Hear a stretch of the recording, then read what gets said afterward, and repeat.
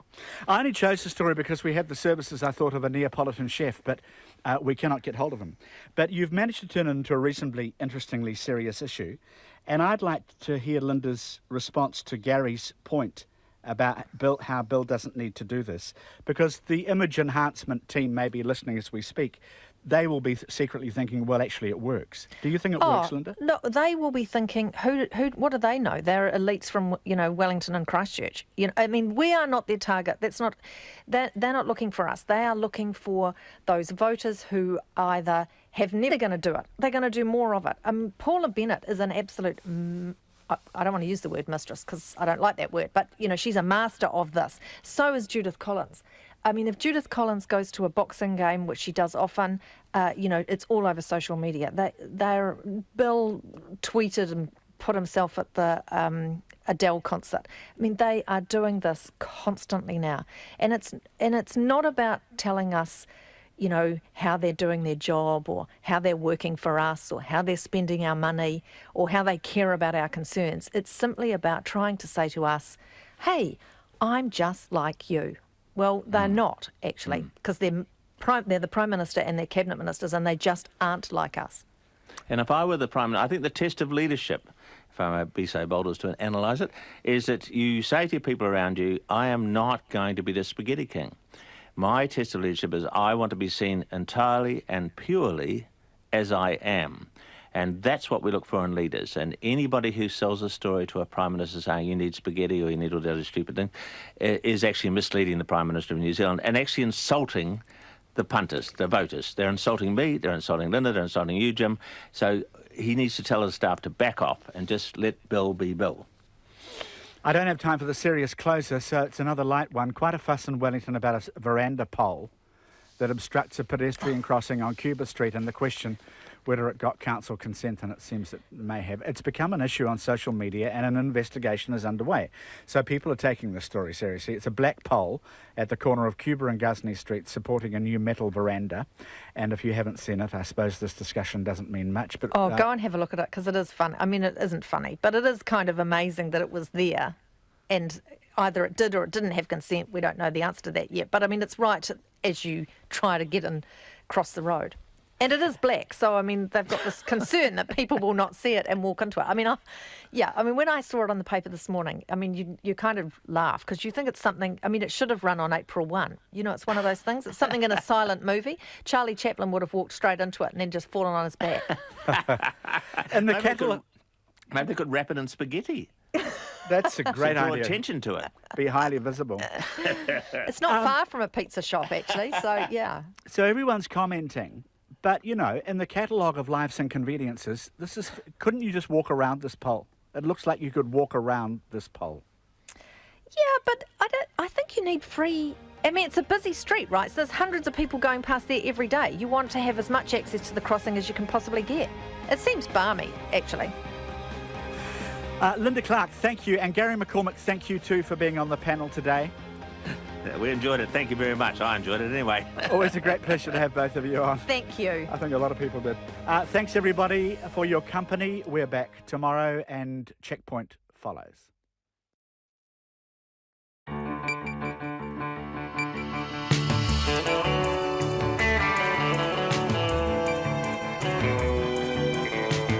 Kia ora everyone. Tonight, wild weather in Auckland. Power has been cut to 19,000 homes. It's being restored now. People have been forced out of their homes. People are cut off in their homes. We're going all around the city. We're going all around the North Island, Whanganui, where 200 homes have been evacuated. And fears grow that floodwaters will breach stop banks. We're going there live. And the weather is heading south, so we'll check out what it's going to do as it passes over the top of the South Island. Also tonight, a woman whose son died of severe epilepsy takes her fight for medicinal cannabis to be legalised to Parliament. The Health Minister, Jonathan Coleman, says he's angry he first learnt of a typhoid outbreak from the media. And much more on a busy checkpoint after the news.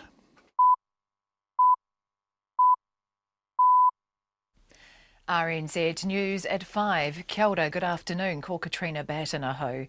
The deadline has passed for residents of some low-lying areas in Whanganui to evacuate because of the flood danger. 200 households in Anzac Parade and Putiki were told to leave by 4 this afternoon. The Whanganui District Council says the evacuation has gone well. Anzac Parade has been closed and cordoned off, with volunteers and civil defence staff patrolling the boundary.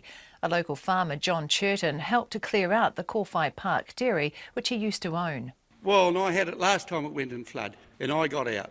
Then there's a new fella come in, and I didn't want to see him get hammered like I got hammered, so I've come down to help him, that's all. This morning I helped shift another house along the road, and then I came in here and about 7 o'clock here and was shifting this here. I don't know why we're doing it, we're only just saving the insurance company a lot of money, that's all. John Campbell in Whanganui.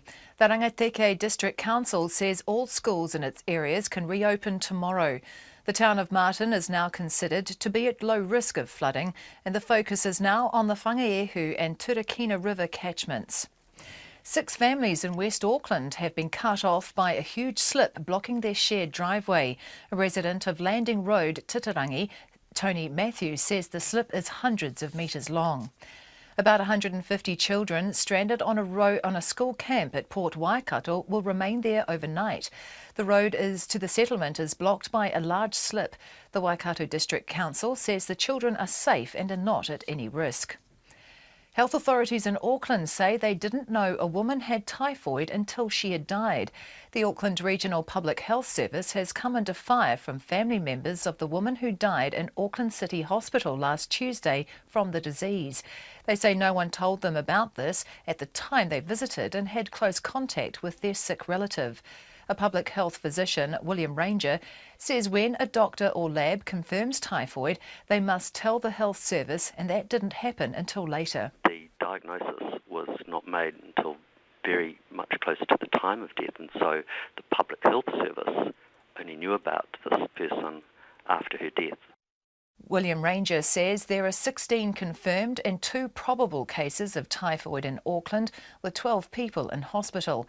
More than 70 contacts are being traced from 15 families. A Wellington man who slashed the tyres of cars parked in residential streets near the airport has been jailed for 22 months. David Johns, who's 53, appeared in the Wellington District Court this afternoon. Johns admitted a charge of criminal damage and carrying an offensive weapon. His lawyer said he blamed his actions on the congestion in Miramar caused by cars parked on roads near the airport. Judge Tim Black said there were multiple aggravating features of the offending. I have regard to the premeditation involved in this offending. This is not an isolated act, it is sustained offending over a significant period of time involving multiple victims. Judge Black said Johns caused thousands of dollars worth of damage to cars. A second privacy breach from the Social Development Ministry relating to client information has been revealed.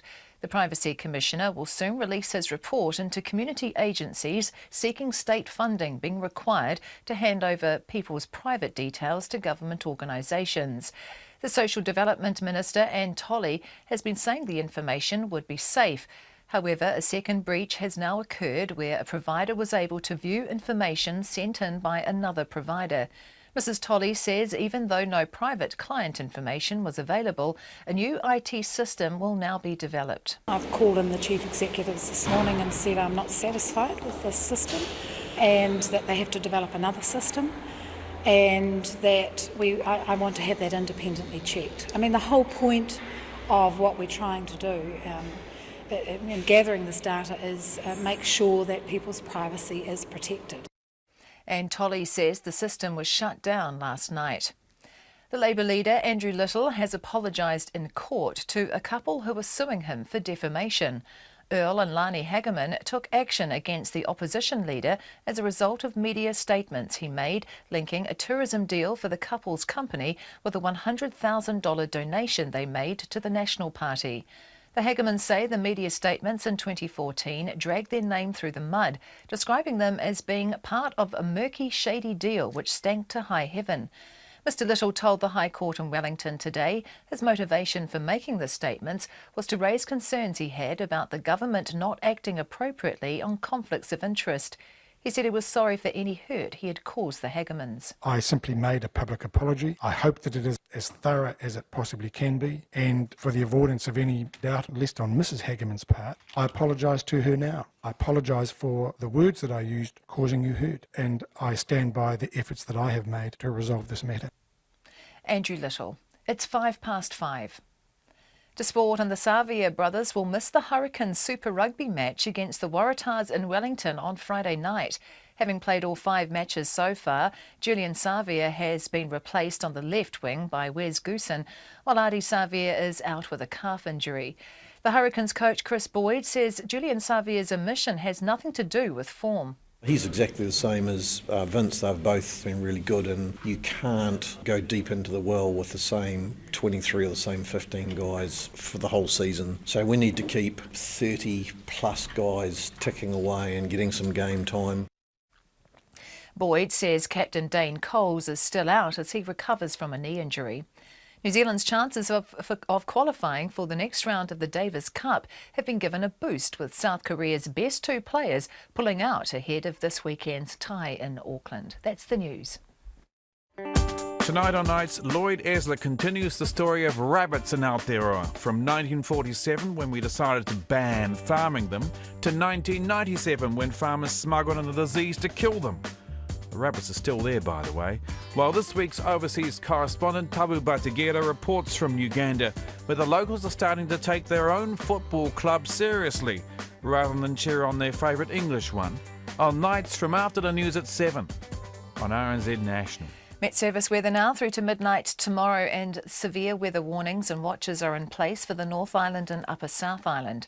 Northland to Whanganui, including Coromandel Bay of Plenty in the central high country, rain with localised downpours and squally thunderstorms, easing to a few showers overnight. Gisborne and Hawke's Bay, rain with localised downpours and thunderstorms, clearing and becoming mostly fine tomorrow. Manawatu to Wellington, also Wairarapa, rain with heavy falls, easing to showers tomorrow afternoon. Nelson, Buller and Westland, rain with heavy falls but scattered rain in Westland, clearing by tomorrow evening. Southeast gales in exposed places today. Marlborough to Otago, widespread rain with heavy falls, easing later tomorrow. Gale southwesterlies about the Canterbury and Marlborough coasts tomorrow, gusting 140 kilometres per hour. Southland and Fiordland, mainly fine but isolated showers in Southland tomorrow morning. And the Chatham Islands, rain, heavy at times with possible thunderstorms tomorrow. It's 5:08 and you're listening to Checkpoint. Thanks, Katrina. And on Checkpoint, we begin tonight with flooding.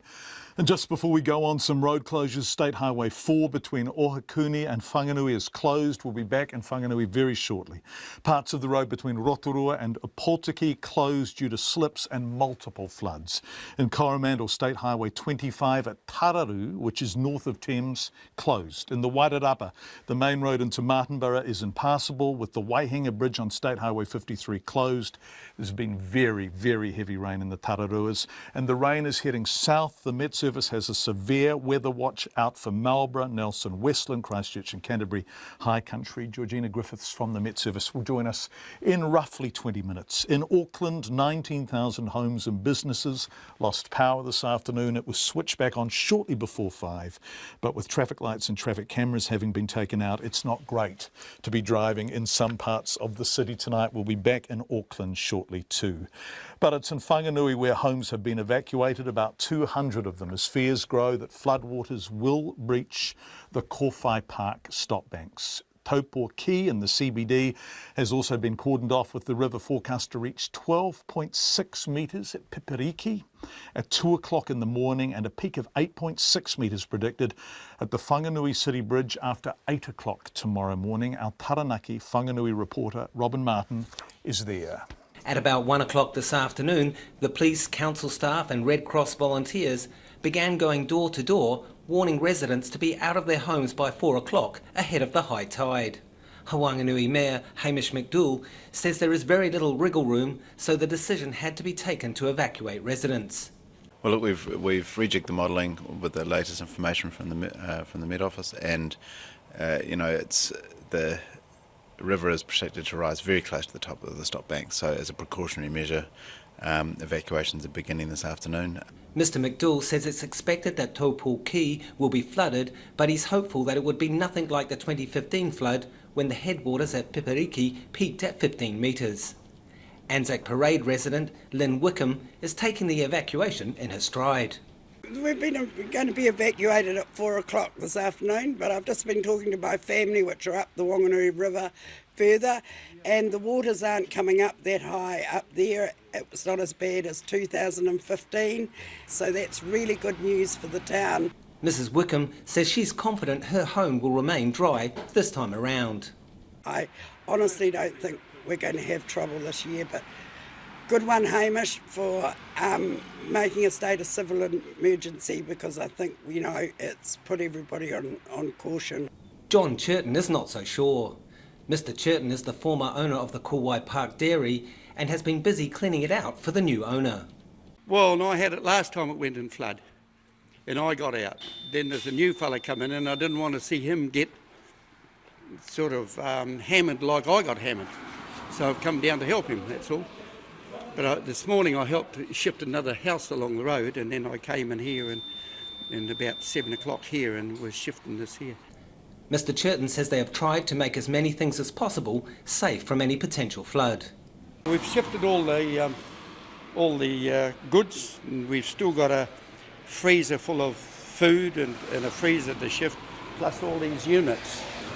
We've got to shift all them, so I don't know why we're doing it. We're only just saving the insurance company a lot of money, that's all. Further up the road, Dean McFarter, like many other Anzac Parade residents, had already cleared his house out. So yesterday my daughter and I moved a lot of the smaller furniture, and because our house is two-storey, we were able to relocate things. And then friends came over early this morning, and with the help of having a truck, we relocated everything to some friend's house up the road, and so our house is empty. Many of the evacuated residents are being put up in hotels, while others are staying with friends and family. They've been instructed to register at Whanganui's 2 emergency centres so authorities can keep track of them. The Ministry of Education says all schools in the Whanganui district should be open tomorrow, except for Whanganui Girls College, which is being used as a civil defence centre. In Whanganui for Checkpoint, ko Robin Martin Tierney. The New Zealand Defence Force has been sending extra staff to the region to help evacuate residents, fill sandbags, check on people in flooded areas and work cordons, a few road closures. The Whanganui Mayor, Hamish McDougall, is on the line now. Hamish, it's lovely to talk to you again, and I think, people have been evacuated and it's been a pretty tough day, but there's a sense of relief that it hasn't been as bad as we feared when we spoke at exactly this time last night, right? Oh, for sure. And, even the update at 11 o'clock last night, which suggested the peak was going to be 2 metres in excess of what we thought when we spoke yesterday. They were terrifying hours, weren't they? It would have been an absolute catastrophe. So, we're still very concerned. I don't want to take the concern away from the fact that the stop banks along Anzac Parade might be overtopped and people might have property damage, but the evacuation's gone very well, and we hope that in the end it's just proven our civil defence exercise, and that we've just had an airing for all our fluoro high-vis vests, and that there's no damage. That's our hope. And I think it's really worth stressing that the evacuation's gone really well, because evacuations can only go really well if people participate in them. So there has been no resistance. The people of your good city have understood the imperative and the reason, and they have done what was requested of them. Yes, absolutely. The areas evacuated did suffer during 2015, so there was no resistance because they know the consequences. But it's also been the fact that a lot of people have prepared early. We gave them advance warning, and they've prepared early. And then a lot of other people, as you've just noted, have opened their homes. Yeah, this is lovely. The community spirit's incredible. I walked out of the council building last night reasonably late while the community patrol were coming in, and then when I walked in this morning at about 5, the Maori wardens were coming in. It was just, it has been a collective effort. Magic. Now, just before you go, I want to look at the figures. So last night the forecasts were much, much higher. The modelling suggested really scary flood levels. It's now saying 12.6 at Pipariki at about 2 a.m. and 8.6 at the Whanganui City Bridge at about 8 a.m. You can handle that, can't you?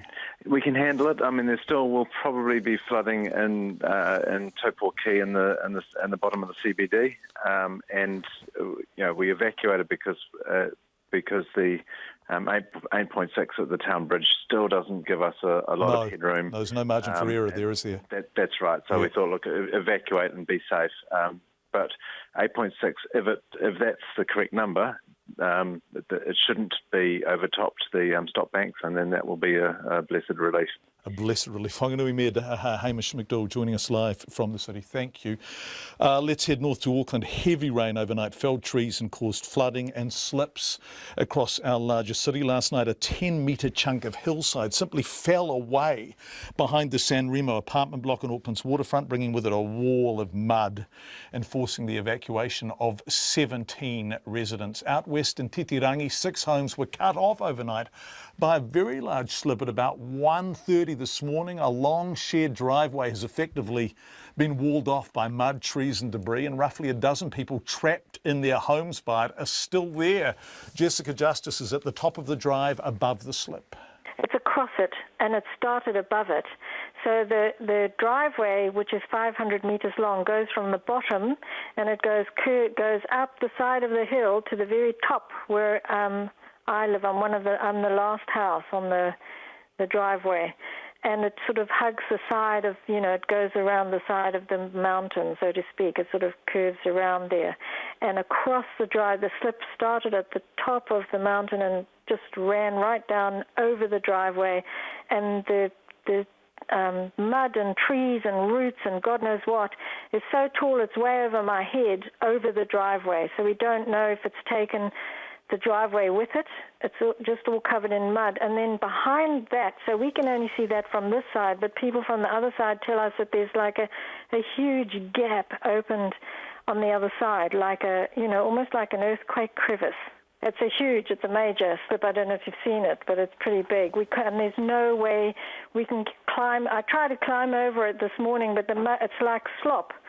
So I just sunk straight in and lost my shoes and nearly my trousers too. And so are you trapped there? You simply can't get out? No, we can't. I could go bundu bashing, I could go through the bush down and then sort of claw my way through the Queen's Chain and come out the other side. The only trouble with that is then we have no cars or, then you so you're out, but then what? Was the rain unusually torrential out there? Was it stronger than it was last I month? don't recall it. I think, and according to sort of my memory, we've only been here a year and a half. We've had much worse torrential rains up here, but apparently because the ground was so sodden already, that, it did rain in the night, and we probably had it was more consistent for longer. So I think that because the ground was sodden, that it just slipped. Big trees came down, so, it obviously tackled the roots. They just came up and they just, everything the half the hillside just rolled down into the creek. In the Auckland suburb of Browns Bay, geotech engineers were on site this morning assessing damage as metres of land from 3 cliff-top properties fell onto the beach overnight. One of the residents, Andy Fair, told our reporter Tom Furley he thought he heard thunder during the night, but it was the cliff breaking away. All the Putakahawa trees that were blocking the view are now gone, so we now have a better view than we had before, but it just got less garden.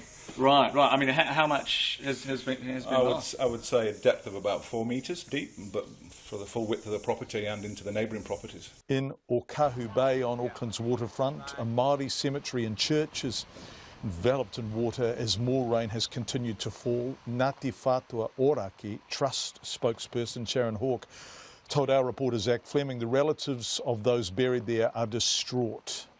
This is our old village site.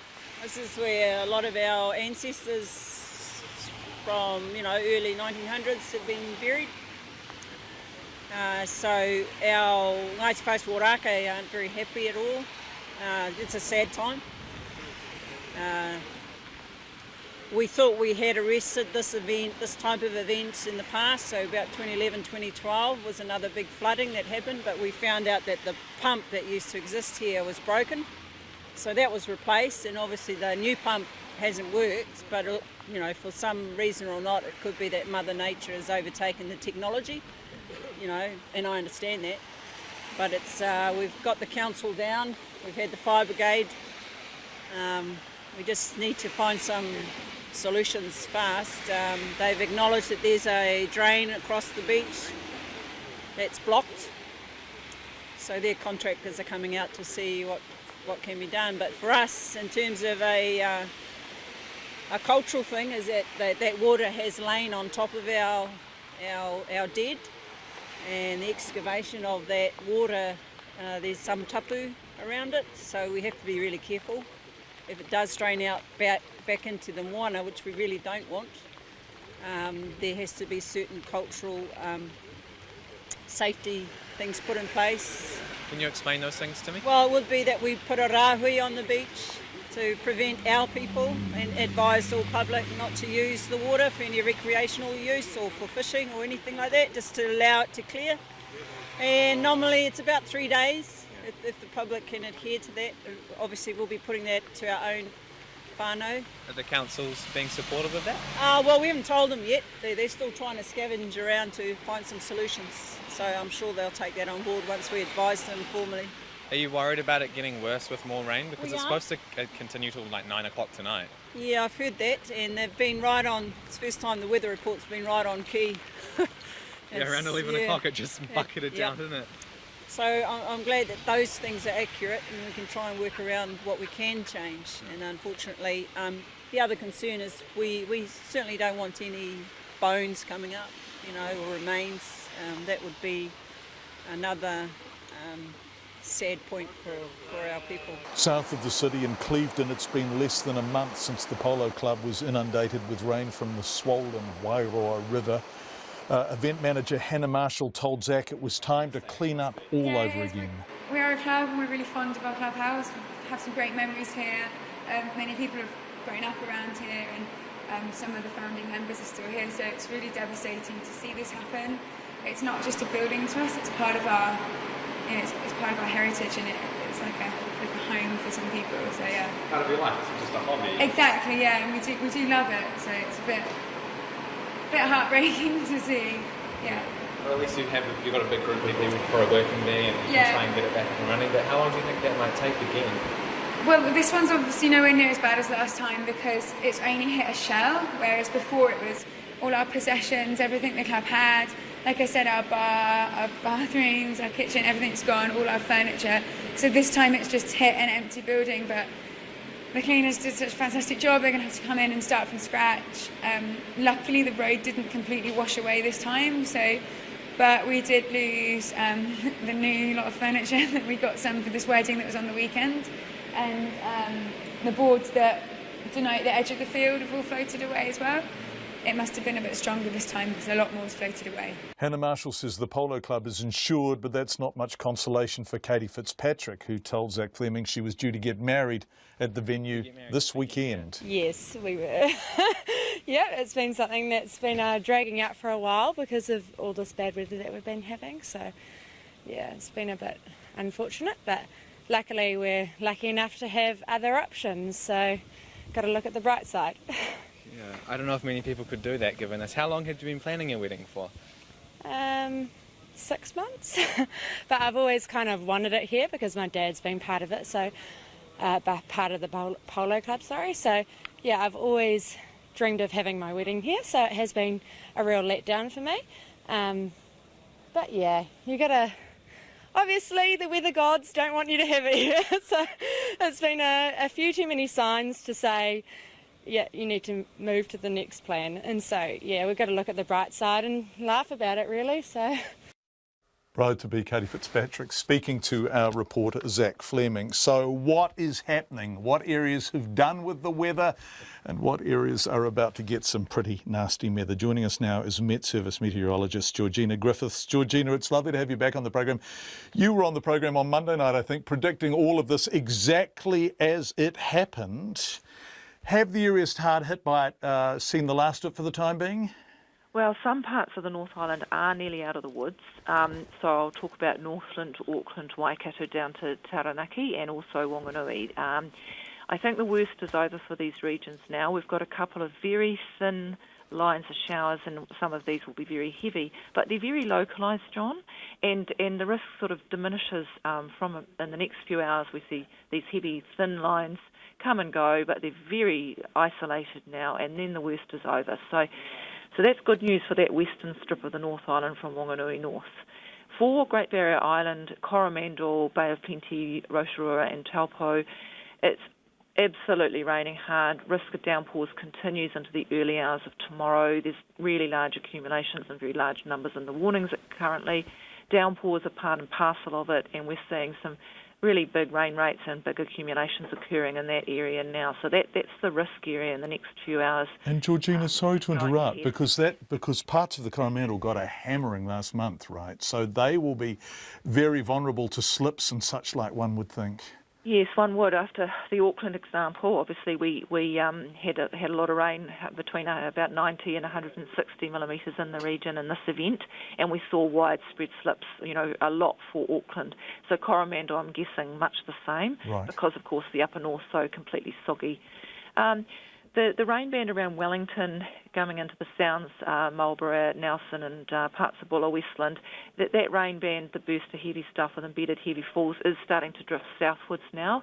So it's going to be the top of the top of the South Island overnight and into early tomorrow. So by dawn though, the good news to take away if you're in the North Island now, by dawn, that rain band and all the risk of downpour, etc., should be cleared. So we're nearly there for the North Island and the top of the South. I'd keep up with the watches and warnings. Thank you so much. Met Service meteorologist Georgina Griffiths, who was bang on the money in her predictions of precisely what would eventuate on Monday night. So Coromandel, Great Barrier, Bay of Plenty and the top of the South. Do take care. Heavy rain coming your way. It's 27 minutes past 5. Thank you for being with us on Checkpoint. Let's change the subject now. The embattled Auckland Regional Public Health Service is defending its management of the large typhoid outbreak in the city. The service came under fire today for not alerting relatives of a woman who died in hospital that she had typhoid. Of course, we were discussing this on the program last night.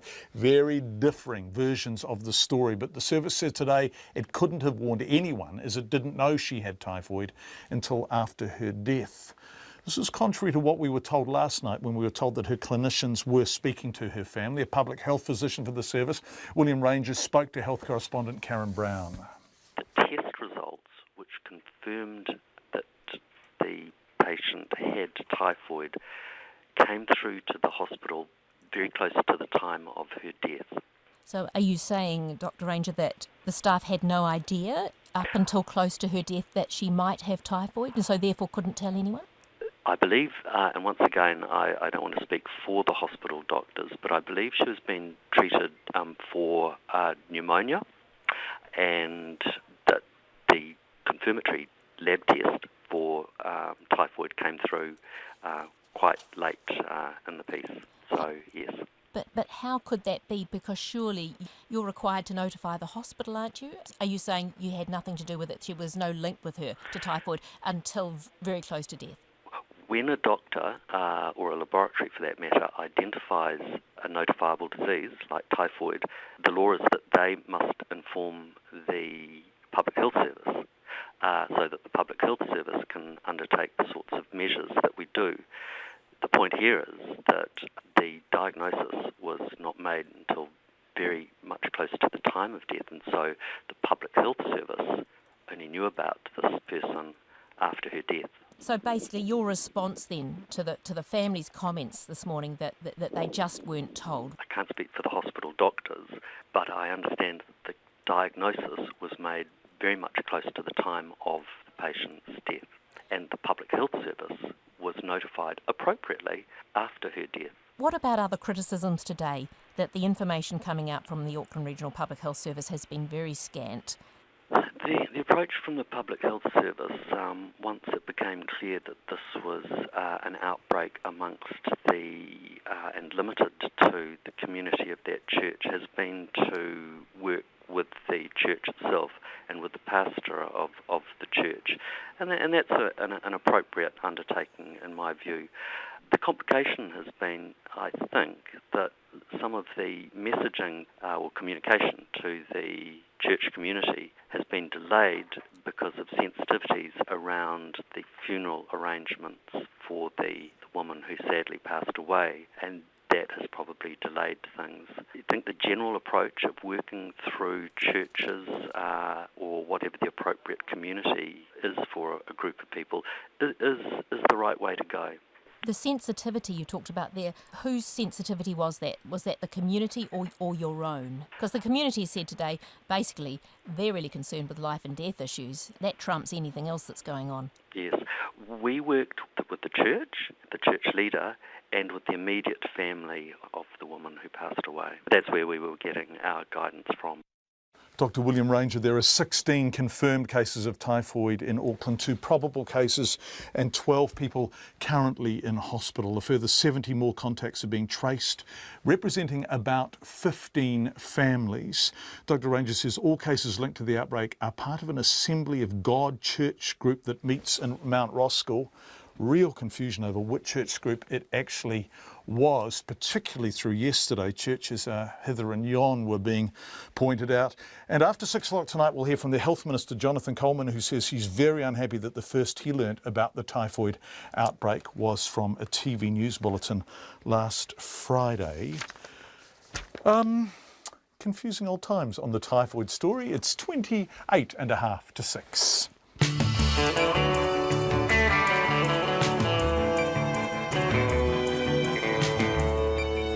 Checkpoint on RNZ, thank you for being with us. Coming up, dozens of civilians have been killed after a gassed attack on a rebel-held town in northern Syria. Really distressing images coming out from there. And Rose Renton, whose son Alex died of severe epilepsy, takes her fight for medicinal cannabis to be legalised to Parliament. All of that before 6. Nona coming up with business, but first Katrina with the headlines.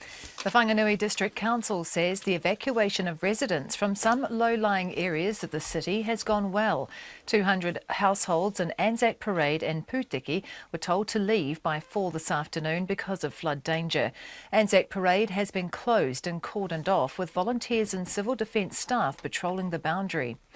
About 150 children are stranded on a school camp at Port Waikato because the road to the settlement is blocked by a large slip. And 6 families in Titirangi in West Auckland have been cut off by a slip blocking their shared driveway. Health authorities in Auckland say they didn't know a woman had typhoid until she had died. The woman died in Auckland City Hospital last Tuesday.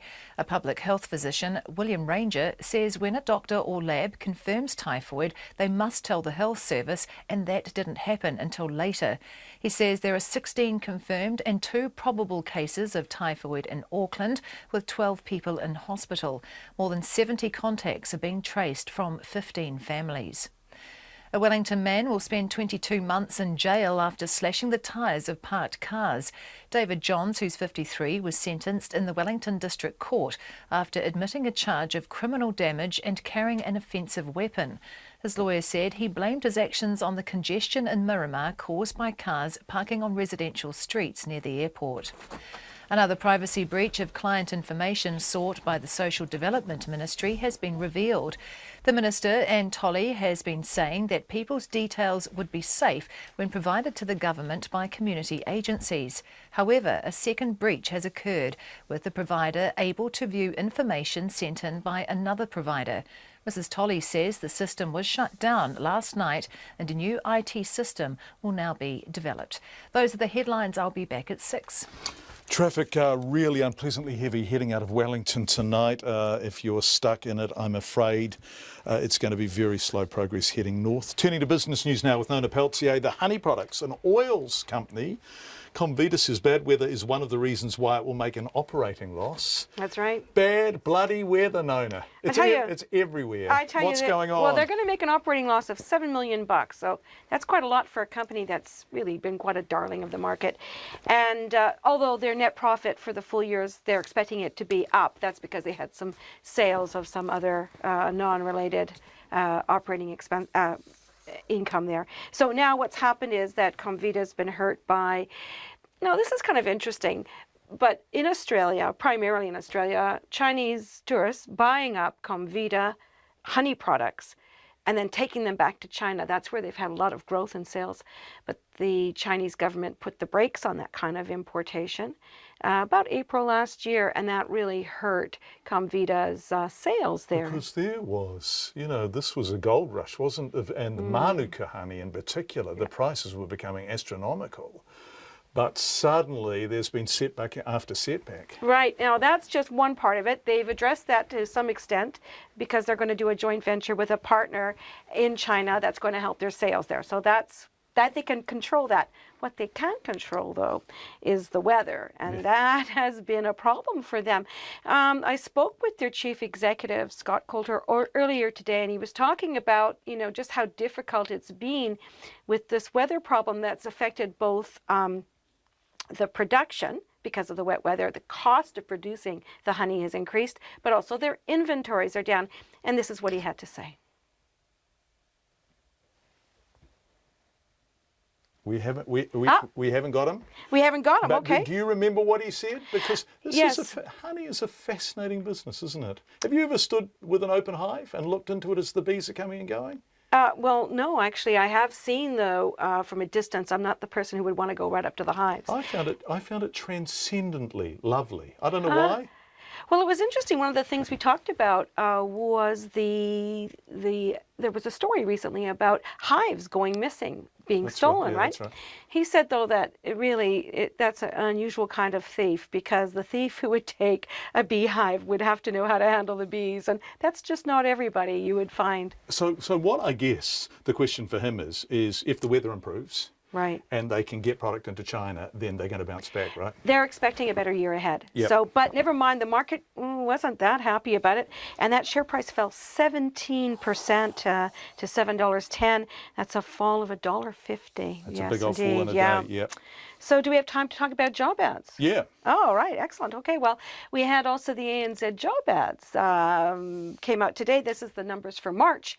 And it was really interesting. The numbers in the main centres have kind of started to level off. But in the regions, there's very strong growth. All 11 regions had growth in job ads, with Otago, Waikato, and I believe the Nelson area.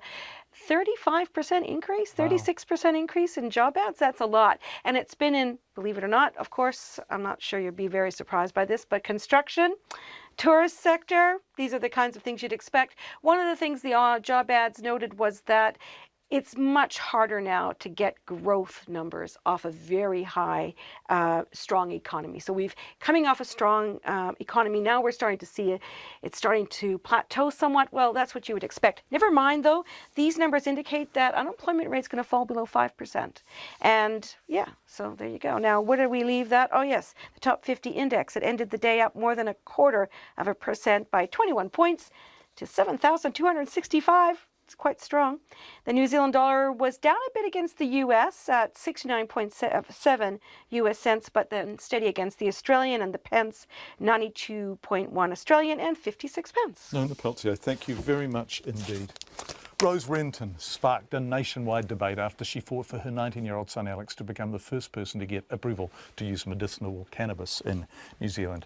Alex died of severe epilepsy in 2015, but today his mum took her battle to Parliament, imploring MPs to legalise medicinal cannabis. Mrs Renton and medical marijuana supporters appeared before the Health Select Committee to speak to her 17,000 signature petition calling for easier, cheaper access to the drug. Here's our political reporter, Demelza Leslie.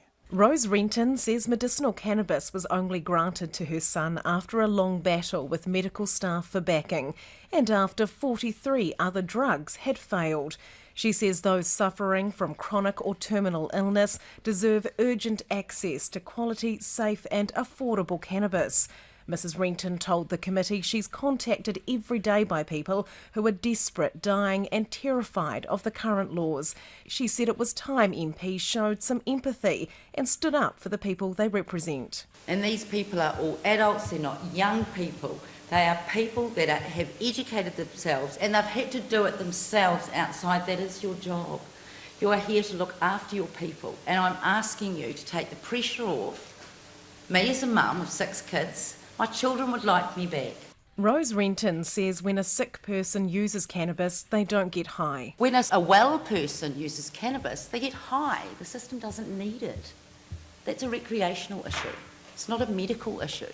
So when you've got a very sick person and the side effects of cannabis, an appetite, a great night's sleep and a bit of hilarity, they're the side effects of cannabis as a medicine for sick people. This year the government said ministerial sign-off for the use of medicinal cannabis-based products was no longer required. Instead, approval was delegated to the Health Ministry. But there is only one product registered for use here. It's imported and costs $1,200 for 1 month's supply. The Ministry of Health's Director of Regulation, Stuart Jessamine, says there is a lack of meaningful research on cannabis products and whether they cause harm. He says all things are poisonous, it's just a matter of dosage. But the Green Party member on the committee, Julianne Genter, questioned Dr Jessamine on how cannabis compared with the use of legal products. Irrespective of the lack of clinical trials establishing whether or not it's effective at pain relief, there is evidence that it's relatively safe and compared to other things that are legal, like alcohol. Yeah, well, because there are other more effective pain relievers available that can't be prescribed by a doctor. Which we also know, some of which are addictive or leading to significant addiction problems in the United States that do have the potential for overdose and fatality. It seems a little odd that this is being treated with such caution. No. Well, we would treat all new drugs with exactly the same caution. Sue Gray, a lawyer who appeared alongside Rose Renton, told MPs the health system was spending $130 million a year on opioid drugs that could potentially be replaced by cannabis. $130 million of drugs that we know cause serious side effects to a lot of people, and yet they're part of the system, so we're just accepting that let's just carry on using them. Why not look for better, safer alternatives that the rest of the world are turning to? Rose Renton says chronically ill people should have the right to choose what drugs they take with the support of their doctor. She says their health is now in MP's hands. From Parliament for Checkpoint, Demelza Leslie. An Auckland woman who was seriously injured and her horse killed when a car crashed into them says the sentence given to the driver of the car is a joke. Chinese national Peng Wang was ordered to pay $25,000 in reparations, do 80 hours of community work and was disqualified from driving for 18 months. Eva Corlett reports. Karen Rutherford and her 13-year-old daughter Ella were riding their horses down a rural road in Dairy Flat last year when a car came hurtling towards them. As the car careered into the pair, Ms Rutherford was flung from her horse into the ditch, and the family's beloved horse, Curious George, bared the brunt of the impact. Ms Rutherford received multiple injuries, which she is still being treated for 8 months later, and Curious George had to be euthanised. Wang, a Chinese national, was found guilty of careless driving causing injury, but Karen Rutherford says his sentence is disappointing. This man has robbed us of 8 months of our life, and he's been sentenced to 80 hours community work. It's a joke. He'll be standing there with a shovel on the side of the road, probably having a chat for much of that, and we've been put through a hell of a lot of pain and suffering, and I just don't think it reflects that. Ms Rutherford says Wang is leaving the country in 2 weeks, making the driving disqualification redundant. While $4,000 of the $25,000 in reparations is for emotional trauma, Ms Rutherford says it's not enough. The judge indicated that only goes some way to reflect the trauma that the family has been through. and he's bang on the money on that one. This has caused us 8 months of pain and suffering, but for us it's not about the money. We would much rather have George here, and we don't. We don't have that option. We have a man who has shown absolutely no remorse from go to woe, and that's insulting. Karen Rutherford went to Parliament in February to help submit an 8,000 signature petition calling for any tourist driver visiting for longer than 3 months to be required to sit a full licence test before they get behind the wheel. Currently, visitors can wait for 12 months before getting a New Zealand licence. Judy Richards, whose 23-year-old son Rhys Middleton was killed by a tourist driver a year ago, is also pushing for a law change. She says the sentence given to Wang is insulting. It's a nothing sentence, really. Karen's got to try and rebuild her life without her horse, as well as getting herself physically ready, and her daughter, who'll probably have her own challenges. I mean, he gets to go home to his own country and live a relatively normal life while leaving all this behind. Judy Richards, who handed over the tourist driver petition to New Zealand First Leader Winston Peters, says the problem is going to get worse unless government takes action. The government is trying to get tourists out of buses and driving, and I think unless the government are prepared to do something to help these people drive in our country, this is not going to stop. It's going to keep going, and the courts, I think, are a little bit choked on what they can hand out as a sentence. The president of the New Zealand Horse Network, Viv Dostine, wants more recognition and legislation for horse riders, who are legal road users but not included, she says, in the National Master Plan for Road Safety. There's no consideration of the fact that if the horse hadn't been killed, Karen most definitely would have been. And that's a 500-kilo animal that's had its leg ripped off, essentially. She would have taken the full brunt of that impact, and it's never a consideration. She says trails and pathways should be created in rural areas to accommodate horse riders. A tāmaki makoro mo te hōtaka o te ahiahi, ko Eva Colette tēnei. You're with Checkpoint on RNZ. The opposition leader, Andrew Little, has told a jury his position carries an obligation to call the government to account and ensure it acts in accordance with widely accepted rules of conduct. He was defending himself against a High Court defamation suit filed by tourism operators Earl and Lani Hageman. The Hageman say Mr Little defamed them in media statements he made linking a tourism deal for the couple's company with a $100,000 donation they made to the National Party in 2014. Our court reporter Anne-Marie May filed this report. Earlier this week, Lani Hageman said that Andrew Little's statements dragged their name through the mud, describing them as being part of a murky, shady deal which stank to high heaven. However, Mr Little told the jury today he doesn't agree with the Hageman's interpretation of what he wrote in the press release. He said it was simply outlining the fact he had asked the Auditor-General to look into the Niue resort deal. And given the inquiries that had already been completed on the government, or were underway on the government, I felt the right thing to do was to refer this for inquiry to provide a reassurance that there wasn't anything untoward. Andrew Little said he was glad to hear the Hagemans would cooperate with the Auditor-General's inquiry. He then heard that the Hagemans were asking him to retract his comments and was seeking costs. He said it was unfortunate a third party became involved as a result of his call for an inquiry. As leader of the opposition, he had a duty to call the government to account. I cannot be deterred and dissuaded from fulfilling my moral obligation to call the government to account by simply accepting unquestioningly the assertions of an interested party. That would be a failure of my duty. It would be a dereliction of my duty. Andrew Little told the court that in September last year he was served with a claim for more than $2 million from the Hagemans. He had wanted to do what he could to avoid the matter going to court and to take responsibility for the hurt he had caused.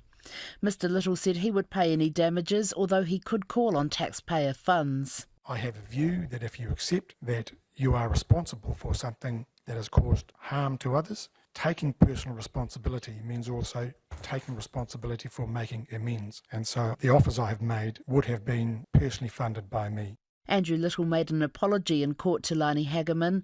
Her lawyer, Richard Fowler QC, later questioned him closely about a Radio New Zealand story about the Niue resort deal, which he said sparked his interest, and how it compared with the media release he sent out. The word stink doesn't appear in that radio broadcast. No, it doesn't. No. Nor does dodgy deals. No. Nor does shady. No. Nor does murky. No. Nor does questionable. No. There's no reference to the Saudi sheep affair, is there? No. Andrew Little. The case continues tomorrow. For Checkpoint, Anne-Marie May. If you're watching us, we'd like to give you a little bit of a warning at this stage. The footage we are about to screen is really disturbing and really upsetting, and in part that is because, well, absolutely, and it's because the events themselves are. It's been described as brutal, unabashed, and an act of barbarism. Dozens of civilians have been killed after a suspected gas attack on a rebel-held town in northern Syria. Hundreds were affected, choking, fainting and foaming at the mouth. Syrian government airstrikes are being blamed. The United Nations says the use of chemical weapons would constitute a war crime, and it has called an emergency session for tomorrow. However, past attempts by Western powers at the UN to sanction the Syrian government have been vetoed by their friends Russia. The BBC's Jeremy Bowen has this report. The victims' lungs were badly affected. Rescue workers did what they could to decontaminate the victims. That includes removing clothes where the poison can linger and by spraying fresh water. The attack happened in Khan Shaykhun, a town that has been heavily bombed by the regime and by the Russians in the last 2 days. It's in Idlib province, which is one of the last rebel strongholds in Syria. The hospital was overwhelmed by casualties. All are wounded, some are dead. There are many suffocation cases. We couldn't enter Khan Shaykhun city because of the intensive and systematic shelling. There doesn't seem to be much oxygen there, which could have saved more people. I lost my son, my children, my neighbors, my daughter. They're all gone. I only have God left. This morning, it looked just like the chemical attacks in 2013 near Damascus. Confronted with scenes just like these, President Obama threatened military action and then pulled back when Syria gave up its chemical weapons. If this latest mayhem was caused by a regime attack, it suggests some chemical weapons were held back. Condemnation is coming in from around the world. I'm appalled by the reports that there has been a chemical weapons attack on a town south of Idlib, allegedly by the Syrian regime. We condemn the use of chemical weapons in all circumstances. If proven, this will be further evidence of the barbarism of the Syrian regime. We have understood it was a chemical attack and it came from the air. We have been and we will be stimulating all those who have the capacity of finding out technically what it happened. President Assad's regime has denied it launched the attack. But if that's not true, what's in it for them? Idlib is one of the last rebel strongholds in Syria. Perhaps someone in the regime thought it was time to increase the pressure. President Assad's regime is much stronger than it was when the last big chemical attack happened in 2013. Perhaps the way the president faced down American threats back then makes him think he can get away with it again. When local activists were still reporting what happened, the hospital was hit by airstrikes. Because if you did it wrong... Jerry Smith supervised the removal of the Syrian chemical arsenal after the 2013 attack. Everything that they declared left the country. We can absolutely guarantee that. So the issue then becomes, is this new stuff, if it indeed is a warfare agent, or is it undeclared? What's happened in Khan Shaykhun shows once again that the Syrian war is far from over, and the long list of war crimes committed in this war has another entry. The BBC's Jeremy Bowen. North Korea has fired what's thought to have been a ballistic missile into the Sea of Japan. It comes on the eve of the meeting between the presidents of China and the United States, where North Korea and what to do in response to its nuclear program and missile testing will be on the agenda. But agendas are the easy business. Solutions are much tougher. And Christopher Hill, former US ambassador to South Korea and the head of the US delegation at the six-party talks aimed at resolving the North Korean nuclear crisis, says this is complex, difficult and crucial diplomacy. Well, it's a very tough issue, and frankly, there are no good options. Certainly, part of any solution needs to be better cooperation with China, but I think that's kind of gone in the wrong direction, where the Chinese suggest the U.S. has to do it all, and the U.S. suggests the Chinese need to do it all. And in fact, really, there needs to be a level of cooperation, and let's see if that's at all possible when President Xi Jinping meets with Donald Trump at the end of this week. Yes, it's an unlikely pairing, isn't it, President Xi and President Trump? But on so many levels, it simply has to work. And with North Korea, they both have something to lose, don't they? The US with an increasingly vociferous and unpredictable nuclear enemy. China with the fact that North Korea is a buffer zone between it and South Korea, which of course is a strong allegiance with the United States. Do the Chinese actually want to help here? I think the Chinese need to understand this is a really first echelon issue. It's not going to go away on its own. And there's no U.S. president who can face the American people and say that North Korea developed a deliverable nuclear weapon on his watch. So the Chinese need to understand that the American administration can't just sit on this issue. They have to do something. The problem is doing something isn't all that appealing. I think, first of all, there needs to be an understanding that China absolutely needs to implement the various sanctions. There's been some good news in that department. The Chinese have refused to buy any North Korean coal for the rest of the year. But I think China needs to do more to deny their financial sector to the North Koreans and to stop trading with them and otherwise carrying on a normal relationship. At the same time, I think the U.S. needs to understand that China has its concerns about North Korea. Were North Korea to somehow implode, however that would happen, the Chinese would be worried. Would that mean they'd have U.S. troops on their border, that they would have a perception that the U.S. has won and China has lost? So I think there needs to be some a sort of deep dive in what that would look like and what U.S. interests would be and what they would not be.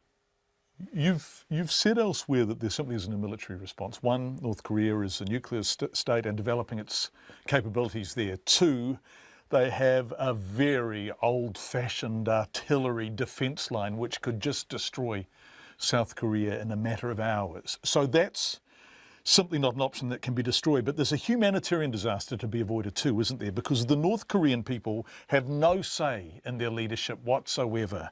And economic sanctions mustn't imperil them. I think it's always been important to carve out humanitarian assistance for precisely that reason. There needs to be an effort to feed these people. North Koreans are, as a population, malnourished. They are several centimeters smaller than their South Korean cousins. They're much smaller in their height, etc., their weight. So there is a real concern that you could be creating a sort of humanitarian problem if you try to go after food supplies and things like that. I think one has to kind of run the risk that the North Korean government might abuse this kind of assistance, because I think the humanitarian needs of its people are truly compelling. Christopher Hill, a vigilante, says he was proud of slashing the tyres of cars parked on residential streets near Wellington Airport. David Johns was jailed for 22 months when he appeared in court this afternoon. Edward O'Driscoll was there. Residents in Miramar were frustrated at airport users parking on suburban streets rather than paying for parking at the airport. Tyres were slashed on over 100 cars over a 6-month period, which led to police setting up an operation. In January, David Jones was caught slashing tyres. He admitted a charge of criminal damage and carrying an offensive weapon, a screwdriver. John's lawyer said he blamed his actions on the congestion caused by the parked cars. Judge Tim Black said there were multiple aggravating factors of the offending. I have regard to the premeditation involved in this offending. This is not an isolated act, it is sustained offending over a significant period of time involving multiple victims. Judge Black said Johns caused unnecessary stress for people. I have 51 victim impact statements from a variety of people, from a variety of walks of life. A common theme of those victim impact statements is for them to talk of the distress and inconvenience they faced when returning home in many instances from a holiday. He said car owners faced thousands of dollars worth of damage, including residents of Miramar who were legally parked outside their houses. He said Johns may have thought he was in the right. You decided to step outside the law and to achieve an objective which may have been a reasonable objective, but you chose to step outside the law to achieve it. You decided that you were above the law. Your actions were those, as you described them yourself, of a vigilante. Judge Black said Johns was not remorseful and there was a risk of future offending. For Checkpoint, Edward O'Driscoll.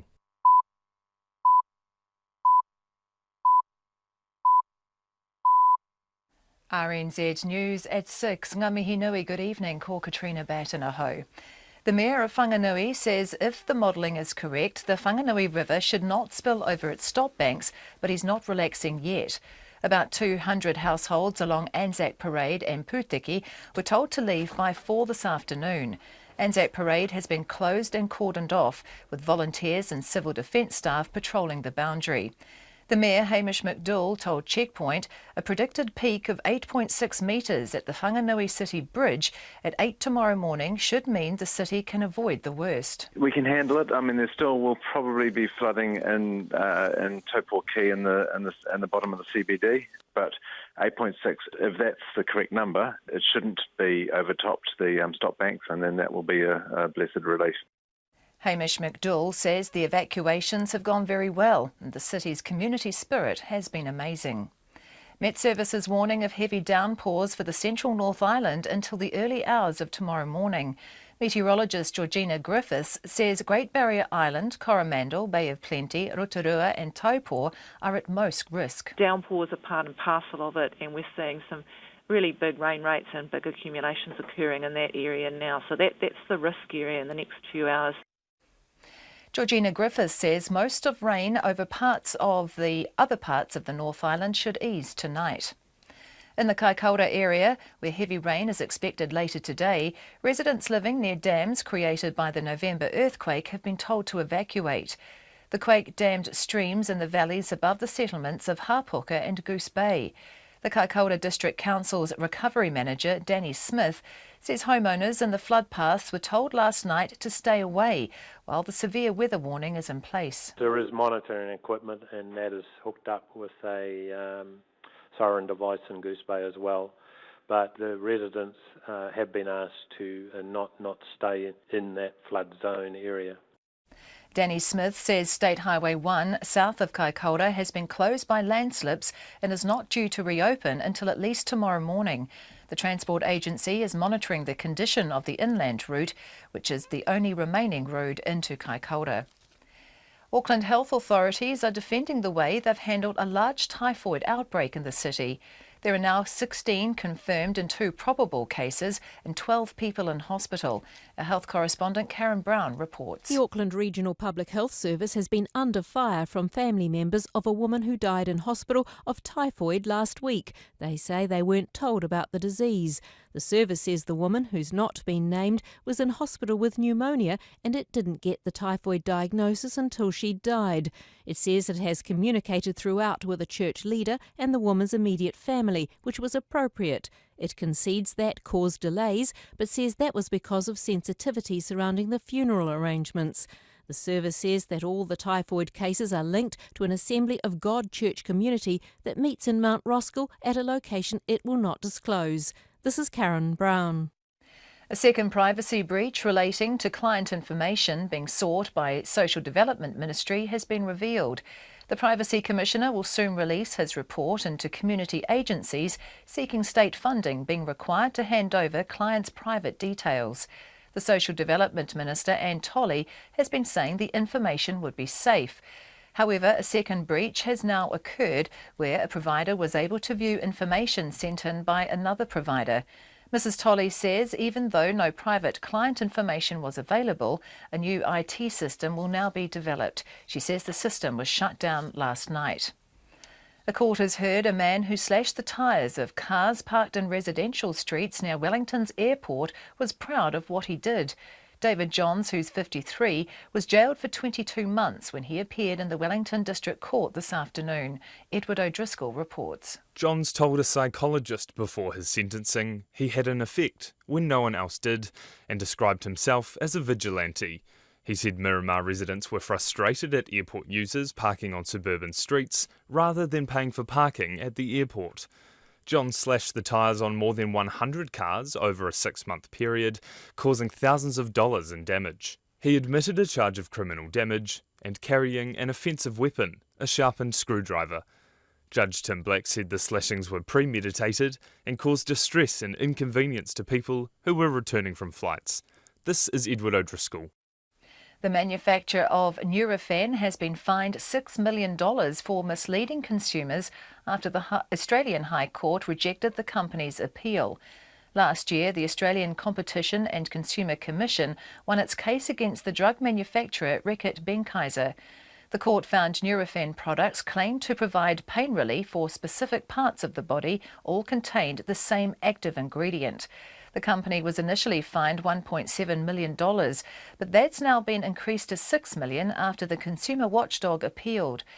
In a statement, Reckitt Benckiser said it's disappointed as it considered the original penalty appropriate. It's 6:05. To sport, and the Warriors star playmaker Shaun Johnson says he had no intention of leaving the NRL club for the Melbourne Storm next season. The Storm are on the hunt for a new halfback after last year's Dally M medal winner Cooper Cronk revealed he's heading to Sydney to live with his partner. Johnson, who's in negotiations to renew his contract with the Warriors, has already been rumoured as a possible replacement for Cronk, but he says Melbourne doesn't appeal. When you're on social media, you get made aware of pretty much anything and everything, whether it's true, whether it's false, it doesn't really matter, does it? So I've been tagged in numerous posts that apparently I am going there, so people know that before I do apparently, but no, that's not happening. Yeah, I've been completely honest with the club about my options and they know where I stand. Shaun Johnson. 2 up-and-coming swimmers have booked places at the World Champs in Budapest later this year after posting qualifying times at the New Zealand Open Champs in Auckland. Sam Perry has qualified in the 50-metre freestyle, while Gabriel Fa'amausili, the World Junior Backstroke Champion, has qualified in the women's 50-metre free. That's the news. Residents flee. Then all of a sudden heard a little bit of a noise and thought somebody had knocked on the front door, and then the whole front door burst in. Bracing for the worst. Rainfall rates, it's one thing to get 50 mils, but do you get it in an hour or do you get it in 5? The costs mount. To put this in perspective, 2015 event, the roading damage around about $12.5 million. News as it happens, stories as they break. Morning Report, Guy and Espiner and Susie Ferguson, weekdays from 6. Then on 9 to Noon, a new initiative tackling the problem of homelessness in Auckland city centre. And after 10, the Australian writer, journalist, historian and novelist Caroline Brothers on her latest book exploring the disappeared of Argentina. Join me, Catherine Ryan, on 9 to Noon after Morning Report on RNZ National. Met Service weather through to midnight tomorrow. There are severe weather warnings and watches in place for the North Island and Upper South Island. Northland to Whanganui, including Coromandel Bay of Plenty in the central high country. Rain with localised downpours and squally thunderstorms easing to a few showers overnight. Gisborne and Hawke's Bay, rain with localised downpours and thunderstorms clearing and becoming fine tomorrow. Manawatu to Wellington, also wide at upper. Rain with heavy falls easing to showers tomorrow afternoon. Nelson, Buller and Westland, rain with heavy falls, but scattered rain in Westland, clearing by tomorrow evening. Southeast gales in exposed places today. Marlborough to Otago, widespread rain with heavy falls easing later tomorrow. Gale southwesterlies about the Canterbury and Marlborough coasts tomorrow, gusting 140 kilometres per hour. Southland and Fiordland, mainly fine but isolated showers in Southland tomorrow morning. And the Chatham Islands, rain heavy at times with possible thunderstorms tomorrow. It's 6:08 and you're listening to Checkpoint. Thanks, Katrina. Thank you, Katrina. Yes, we had Georgina Griffiths from the Met Service on earlier this evening, and she said Coromandel, Great Barrier, Bay of Plenty are going to get hammered overnight, and Wellington, Nelson and Marlborough also in for a rough old time. Do take care if you are in any of those areas. Torrential rain in Auckland today has forced people out of their homes, trapped others in their homes, caused part of a cliff to collapse and flooded properties for the second time in a month in some parts of the city. The same, we fear, will be happening in Coromandel overnight. Police have been warned to stay away from places at risk of floods. People had been warned by the police to stay away from places at risk of floods and slips as another deluge hit the already sodden city this afternoon. Sharon Brett-Kelly reports. Eddie Corpus was getting his penthouse ready for sale in a few days when a mudslide hit last night. It brought down old tiles, barbed wire and building materials from the Catholic convent up the hill from his Tamaki drive home. They didn't clear it up, and when the mudslide came, they dragged all this building material, and that was most of the damage done. Mr. Corpus and his neighbours evacuated late last night. Some were allowed back in this afternoon, but others will have to stay away until the mud and debris is cleared. Local ward councillor Desley Simpson says residents want assurances that the cliffs in the area are safe. I think our community's been rattled a bit. The Oireki ward has a number of cliffs in it, especially along Tamaki Drive, and I think our community is asking for some sort of surety that the cliffs are actually safe. So I think it's up to Auckland Council to give them that surety, and I think we'll be looking to get some sort of safety checks along, especially the likes of Tamaki Drive. Meanwhile, floodwaters submerged more than 150 grave sites in a cemetery in nearby Okahu Bay. Sharon Hawke from Ngāti Whātua Ōrākei says distressed family members have been turning up at the Papakainga Urupa today. Obviously our community very concerned about our ancestors being what looks like half a metre underwater. There is a pump system that's supposed to be working to deal with this kind of issue, but obviously it's not working. The iwi has asked people not to swim in the bay for 3 days after water was pumped from the cemetery onto the beach. On Auckland's North Shore, Andy Fair thought he heard loud thunder in the middle of the night from his cliff-top home overlooking Waiaki Bay. He didn't know until this morning it was the cliff collapsing into the sea, taking his garden with it. My wife went to let the chickens out, that free range down there, and there was no back garden or back fence. Luckily, the chickens weren't harmed. Civil Defence looked at evacuating Mr Fair and other residents in at least 2 other neighbouring properties, but say they are safe for now. In Titirangi, West Auckland, emergency workers are clearing a huge slip that cut off 5 homes with 16 people inside. Titirangi resident Tony Matthews says the slip on the shared driveway was hundreds of metres long. With the rainfall, it just took the whole face of the slip out, and it's come down the gully system and run across our road heading towards the estuary.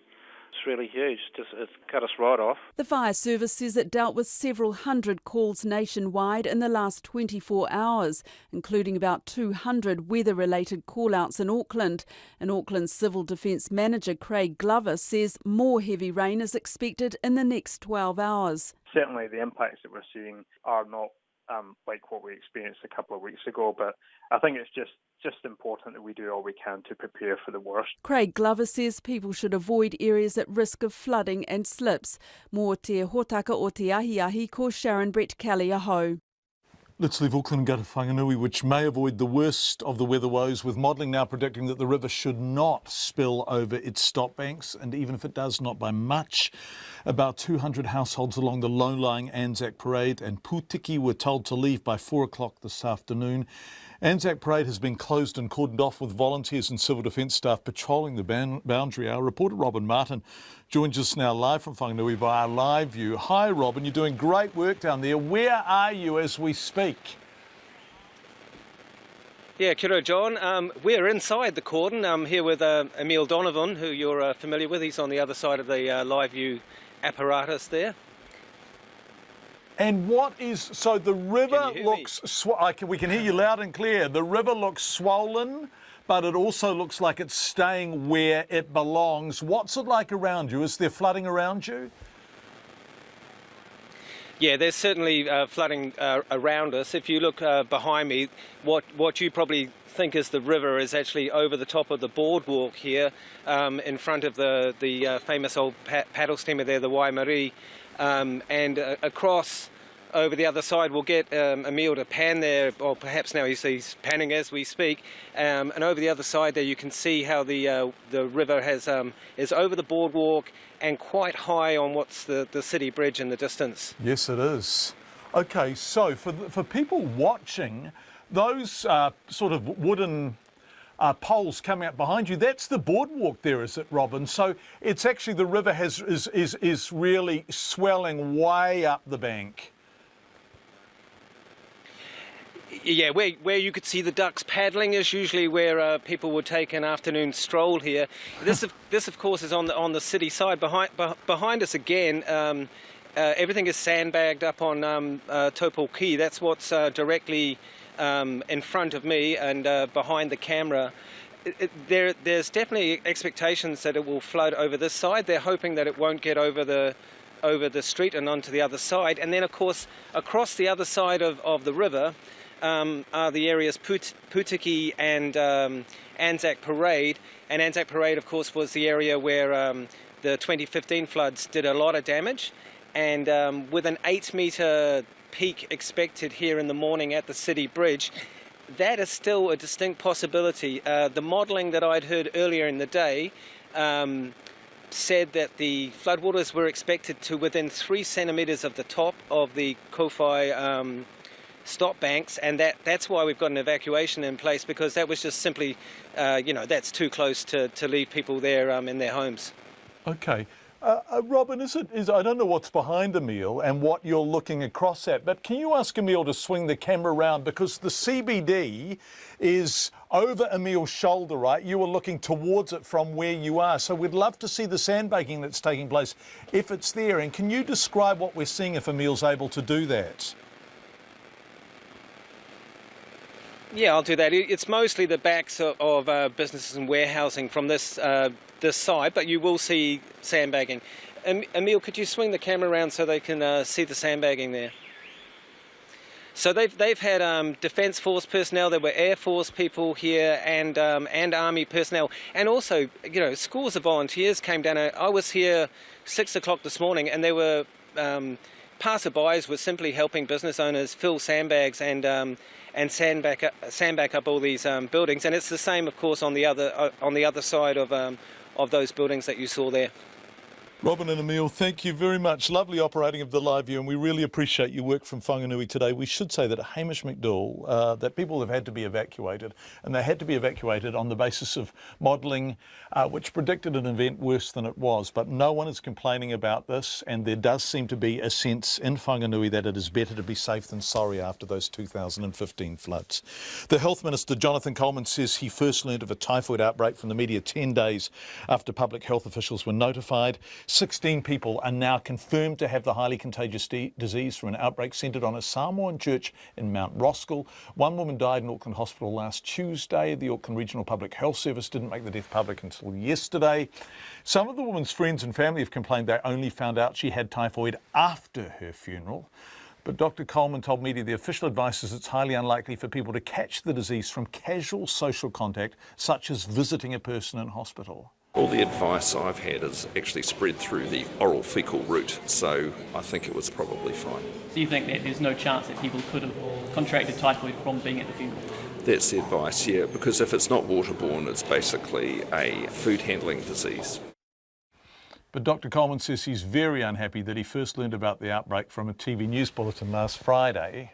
I've received a number of apologies. I certainly don't expect to find out about things on the TV news. Will anyone be taken to task or disciplined for it? Well, they've been taken to task, for it, put it that way. But look, there's some lessons I think that the Auckland Public Health Unit has learned through this. Although clinically and in terms of public health aspects, they've done a good job. Clearly, some of the communication could have been better at a variety of levels. And the Minister elaborated on exactly what those lessons were. Look, the clinical handling's been fine, but these doctors, they're excellent clinicians, but they're not silver-tongued PR Svengalis, and I think they could probably do with a bit of media training, to be honest. But I think in terms of the public medicine handling of it, I think they've done a good job. But there's always lessons to learn from these unusual situations, and I'm sure they'll come out in the debrief they're going to have. The family was clearly unhappy, though, about Harris. Yeah, but I think there's been a whole lot of background issues there, including communication issues with the family, which have made this more complicated than it might seem on the surface. So, yep, the media management, I think, could have been a lot better. There's some issues in terms of the family's understanding of things, maybe some issues in terms of culturally appropriate communication, things like that, where I think wires might have got a bit crossed along the way. But look, there may well be some lessons to learn from this. Health Minister Jonathan Coleman. The Westland Mayor believes ratepayers still have confidence in the council despite 2 separate investigations being launched into senior staff members. Bruce Smith announced yesterday the District Council's Chief Executive, Tanya Winter, was being suspended pending an independent investigation into her conduct. This comes after it was revealed the Serious Fraud Office was investigating assets and operations manager Vivek Goel, who was in charge of the council's contracts. Maya Burry reports. Last month, the council said it was reviewing all contracts issued by Vivek Goel after reports a company run by an Auckland cake decorator won a $500,000 million contract to upgrade 2 water treatment plants. Westland's Mayor, Bruce Smith, says in January the CEO, Tanya Winter, alerted the SFO to Mr Goel, but failed to tell the council about it until February, even as councillors continued to discuss the contracts. Mr Smith says the suspension relates to whether Ms Winter failed to properly notify council. While there are 2 investigations running, one is external and one is internal. So they're quite different in nature. Tanya Winter read a statement to RNZ News confirming her suspension. I'm currently taking legal advice on my options, and of course I'll fully cooperate with any investigation, and at the end of that I expect to be cleared of any wrongdoing.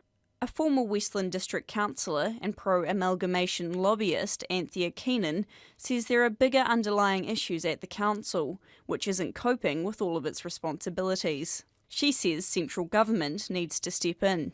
I think people have been concerned about council for a long time now, and it's a shame that central government or somebody from up the ladder further hasn't intervened earlier. It's a shame that the people of Westland have to cope with the rate increases that are going on, as well as the shambles that's happened here. But Mayor Bruce Smith says ratepayers do have confidence in the council and intervention isn't needed. Certainly, most of the people I speak to have got great confidence. There are a few who would love to see amalgamation, and they get a bit rowdy when something like this is happening. But no, that's not I don't believe that's a concern at all. Bruce Smith says it's not clear how long the investigations will take, but it's important not to jump to conclusions. The investigation into the operations manager, he is completely innocent until he's proven guilty by some authority. The investigation that we're conducting into the communication from the CE is something that just has to be done. And it could well end up with a perfectly reasonable explanation that will result in the suspension being lifted. The local government minister, Anne Tolley, was approached for comment about whether she had received any advice about the Westland District Council, but her office has yet to respond. For Checkpoint, Maya Burry. 22.5 minutes past 6. The IT system for receiving private client information at the Ministry of Social Development has been shut down after a privacy breach, the second in the past month. This comes on the eve of the release of a Privacy Commissioner's report into a community agency seeking state funding, being required to hand over clients' private details to government organisations. The Minister, Anne Tolley, has been assuring those agencies and their clients that information would be safe. But she told reporters at Parliament a new IT system will have to be created. Well, my understanding is that it's a technical issue, so that a provider was able to get access to another provider's folder. Fortunately, there was nothing in it, and so we've shut the whole lot down. I've called in the chief executives this morning and said I'm not satisfied with this system. and that they have to develop another system, and that I want to have that independently checked. I mean, the whole point of what we're trying to do in gathering this data is make sure that people's privacy is protected. And if I can't guarantee that, then we'll have to put things on hold and do it differently. We've got to get it right. Isn't there a concern, though, that the NGOs have raised right from the beginning that they weren't confident in the security of their client data? Hasn't this proved that some of their concerns have been justified? Well, I haven't actually had that raised with me, that there was a concern about this portal. This is the DIA portal is, an existing portal. It's been in place for something like 30 years. So, I was given assurances that they've never had any issues, so that it was safe. But I need to be convinced, and obviously with this technical issue, it isn't. And rather than try and fix it up, I want them to start again. Social Development Minister Anne Tolley. Russian investigators are still searching for a motive for yesterday's suicide bomb attack on the St. Petersburg metro. The suspect has been identified as 22-year-old Akbar John Halilov, a Russian citizen originally from Kazakhstan. Officials say he set off a device that killed 14 people and wounded nearly 50. They also believe he left a bag containing a second bomb at another station. Here's the BBC's Sarah Rainsford from St. Petersburg. Parts of St. Petersburg metro closed again today for another bomb scare. This is a city on edge, one day after an explosion tore through a train here, deep underground. The metro was soon running again, but there are visibly more police on duty now, and passengers I spoke to were upset and nervous. I think it's terrible because these people who made it, they're living in our city and we didn't know.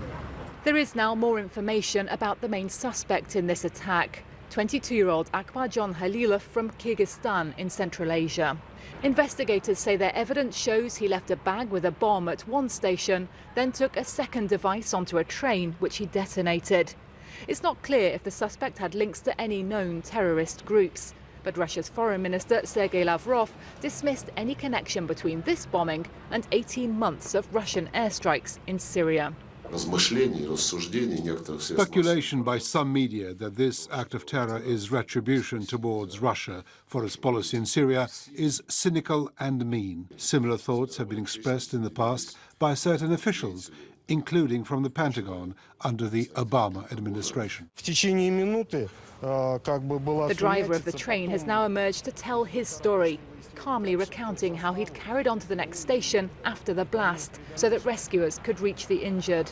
Tonight, officials published the names of the dead. But this attack was so brutal, 4 bodies have not yet been identified. That report from the BBC. We're going to end tonight where many nights in Auckland end, and that's on Ponsonby Road. A story in Fairfax, which appears to have come from a journalism student, saying one of Auckland's leading bars has banned all punters under the age of 22. Richard Bagnall, who was the co-owner of the Long Room on Ponsonby Road. Are you there, Richard? Yeah, good evening, John. Good evening. This is outrageous. What's wrong with 21-year-olds? Nothing's wrong with 21-year-olds, John. It's and I think, unfortunately, the story has said a ban. We're not banning anybody from our premises. Right. I just wonder if this was one of those stories that got bigger in the telling, right? So did you speak to a journalism student? Yes. Yep. And what were you talking to him or her about? I was talking to her. She asked me some questions, and she went down a path and an angle that I think has probably led to a lot of people throwing their arms up in the air and going, what the hell's going on? Okay, so and then Fairfax picked up on it. So what the hell is going on? Are people, because you have to, if you have people underage in your bar, right, you potentially lose your licence or get a fine. And so is that an issue? No, that's not an issue at all. We monitor our underages extensively. So we don't have a problem with that.